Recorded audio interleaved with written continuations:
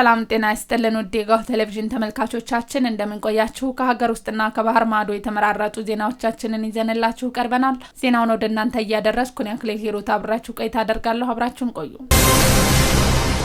በመጀመሪያም ቀዳሚ ወዳደረግነው ዜና ስናልፍ የህንድ ንግድና ኢንዱስትሪ ምክር ቤቶች ፌዴሬሽን በኢትዮጵያና ህንድ መካከል ያለውን የንግድና ኢንቨስትመንት ግንኙነት ለማጠናከር እንደሚሰራ አስታወቀ። በህንድ የኢትዮጵያ አምባሳደር ፍስሐ ሻውል ከህንድ የንግድና ኢንዱስትሪ ምክር ቤቶች ፌዴሬሽን ፕሬዝዳንት ሃርሻ ቫርዳሃን ጋር ተወያይተዋል።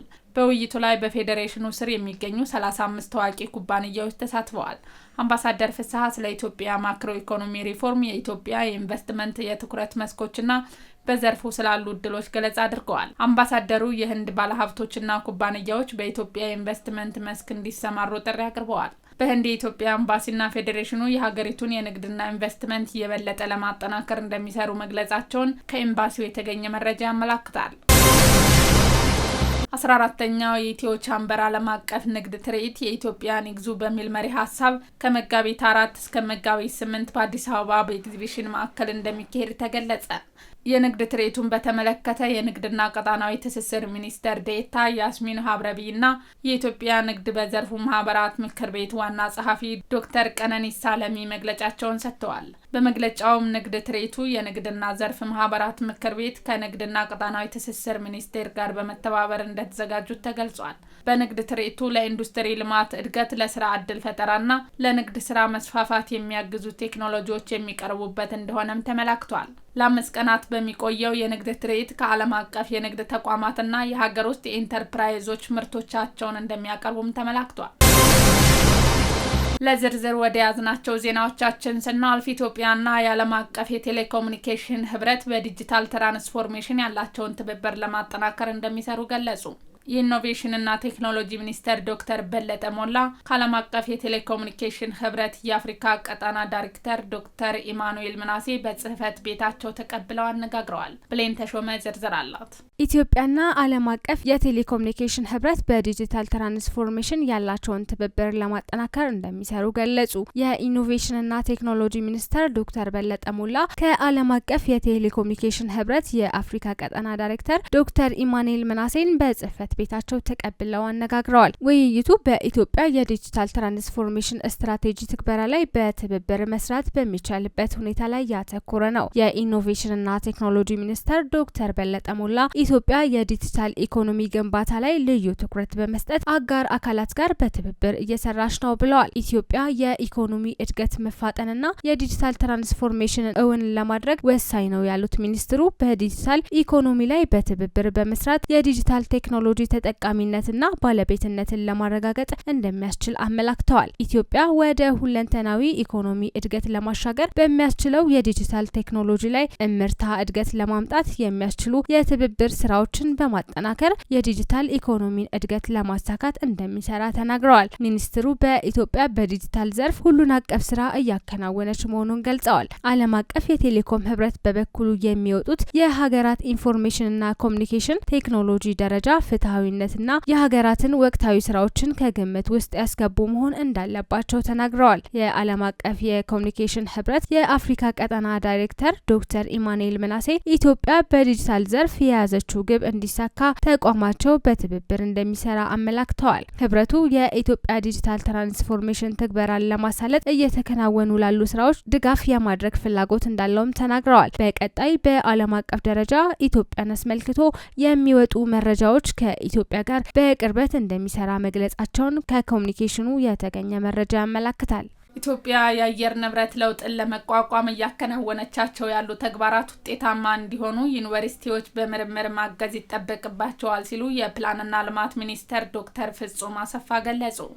ቁም ነገር ሽፈራው ተጨማሪ አላት። ኢትዮጵያ የአየር ንብረት ለውጥን ለመቋቋም እያከናወነቻቸው ያሉ ተግባራት ውጤታማ እንዲሆኑ ዩኒቨርሲቲዎች በጥናትና ምርምር ማገዝ እንደሚጠበቅባቸው የፕላንና ልማት ሚኒስትር ዶክተር ፍጹም አሰፋ ገለጹ። የፕላንና ልማት ሚኒስቴር ከዩኒቨርሲቲዎች ጋር የአየር ንብረት ፎረም ለመመስረት ያለመ ውይይት እያደረገ ይገኛል። በዓለም አቀፍ ደረጃ የአየር ንብረት ለውጥን ለመቋቋም እየተተገበሩ የሚገኙ መርሃ ግብሮችን ለማሳካት ዩኒቨርሲቲዎቹ ምርምሮችን አጠናክረው ሊቀጥሉ እንደሚገባም ገልጸዋል። ኢትዮጵያ የአየር ንብረት ለውጥን ለመቋቋም የሚያስችሉ ተጨባጭ እርምጃዎችን እየወሰደች እንደምትገኝም አንስተዋል። መንግስት የአየር ንብረት ለውጥ የማይበገር የአረንጓዴ ኢኮኖሚ ልማትን መሰረት ያደረጉ ስራዎችን እየተገበረ መሆኑንም ገልጸዋል። ለዚህም የአረንጓዴ አሻራ መርሃ ግብር፣ የተፈጥሮ ሀብት ጥበቃ ልማት፣ የታዳሽ ኃይል አማራጭን መጠቀምና የአየር ብክለትን የመቀነስ ስራዎች ተጠቃሽ ናቸው ብለዋል። ከዚህም በተጨማሪ መንግስት የአየር ንብረትን ለውጥን ለመቋቋም የተለያዩ ፖሊሲና ስትራቴጂዎችን ቀርጾ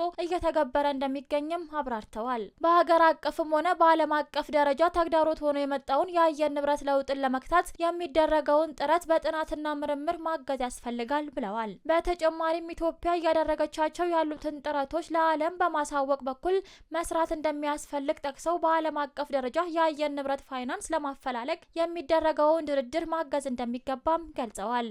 የትምህርት ሚኒስቴር ተወካይ ዶክተር ኤባ ሚጃና በበኩላቸው ዩኒቨርሲቲዎች በአየር ንብረት ለውጥ ላይ እየሰሩ ያሉ የጥናትና ምርምር ስራዎች ወደ ተግባራ እንዲገቡና ለፖሊሲ ግብዓትነት እንዲውሉ መትጋት ይጠበቅባቸዋል ብለዋል። ወደ ውጪ ዜናዎቻችን ስናልፍ ቻይና አፍሪካ በዓለም የኃይል አሰላለፍ ተገቢውን ቦታ እንዲኖራት ድጋፏን አጠናክራ እንደምትቀጥል አረጋገጠች። የቻይና የውጭ ጉዳይ ሚኒስትር ዋንግ ዩ በሰጡት መግለጫ አዳጊ ሀገራት በዓለም አቀፍ ተቋማት ተገቢውን ውክልና እንዲኖራቸው የተጀመሩ ስራዎች ማስቀጠል አለባቸውም ብለዋል። የቻይና የአፍሪካ የትብብር መድረክ ፎካክ ዘንድሮ 25ኛ ዓመቱን እንደሚይዝ ጠቅሰው በእነዚህ ዓመታት በርካታ ስኬቶች መገንባታቸውን አንስተዋል። በተለይም በመሰረተ ልማትና በኢኮኖሚ ጠንካራ ውጤቶች ተገኝተዋል ማለታቸውን ቻይና ዴይሊ ዘግቧል። በ21ኛው ክፍለ ዘመን ዓለም ለአፍሪካ ተገቢውን ቦታ ሳይሰጥ የሚፈልገውን ውጤት አያመጣም ሲሉም አጽንኦት ገልጸዋል። በመሆኑም የተጀመሩ የዓለም አቀፍ ተቋማት ማሻሻያ ስራዎች ይህን ታሳቢ ማድረግ እንዳለባቸው አስገንዝበዋል።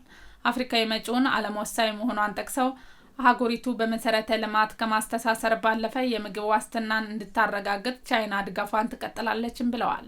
አያይዘውም ሀገራቸው በዩክሬንና መካከለኛ ምስራቅ ያሉ ግጭቶች በሰላማዊ መንገድ ብቻ እንዲፈቱ እንደምትፈልግም አስረድተዋል። የቻይናና አፍሪካ ጉባኤ የሁለቱን ግንኙነት ለማጠናከር መሰረት የሚጣልበት መሆኑንም አመላክተዋል። ዶናልድ ትራምፕ ኢላን መስክ በአስተዳደራቸው ውስጥ ያላቸውን ስልጣን የተገደበ መሆኑን ተናገሩ። ቢሊየነሩ ኢላን መስክ በአዲሱ አስተዳደር ላይ ባለው ከፍተኛ ተጽዕኖ ፕሬዝደንቱን ሲተቹ ቆይተዋል። ስማቸው ታፈረ ዝርዝር አለው።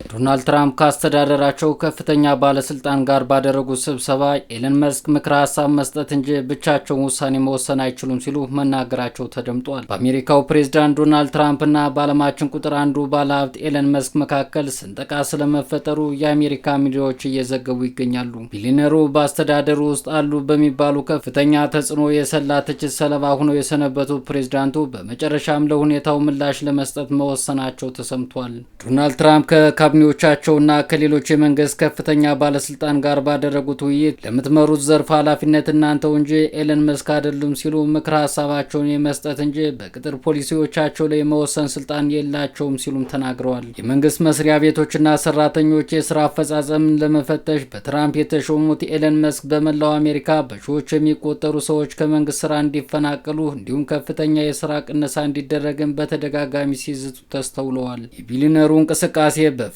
ቤት በዲሞክራቶችና በአንዳንድ ሪፐብሊካን ጭምር ተቃውሞ አስተናግዷል። በአዲሱ የፕሬዝዳንቱ መመሪያ መሰረት በሰራተኛ ቅነሳና ቅጥር በፖሊሲዎችና በአፈጻጸም ፍጥነት ሁኔታዎችን የመጨመር ውሳኔዎች የሚያሳልፍ የካቢኔ ኃላፊዎች እንዲሾሙ ተደርጓል። በአዲሱ የፕሬዝዳንቱ መመሪያ መሰረት በስህተት ከስራቸው የተቀነሱ ሰዎች ወደ ስራቸው እንዲመለሱ በግልጽ የታወቀ ነገር ባይኖርም ትራምፕ በየ2 ሳምንቱ መሰል ስብሰባዎችን በማድረግ አፈጻጸሙን እንደሚገመግሙም ቃል ገብተዋል። ትራምፕ ጠንካራ ሰራተኞችን በአስተዳደራቸው ውስጥ ማቆየት እንደሚፈልጉ ቢናገሩም በአስተዳደራቸው በቅርብ ሳምንታት በ10 ሺዎች የሚቆጠሩ ሰራተኞች ከተለያዩ የመንግስት ኤጀንሲዎች ማሰናብተዋል። የተለያዩ የዲሞክራቲክ ፓርቲ አባላት የትራምፕ አስተዳደር ቅነሳው ከአፈጻጸምና ከስራ አቅም ጋር የሚገናኝ ሳይሆን የዜጎችን መብት በግልጽ የሚጥስ ድርጊት ነው ሲሉም በተደጋጋሚ አውግዘውታል። ውድ ተመልካቾቻችን ለዛሬ ያዘጋጀንላችሁ ዜናዎቻችን እነዚህን ይመስሉ ነበረ። አብራችሁን ስለነበራችሁ ከልብ እናመሰግናለን። በያላችሁበት ሰላም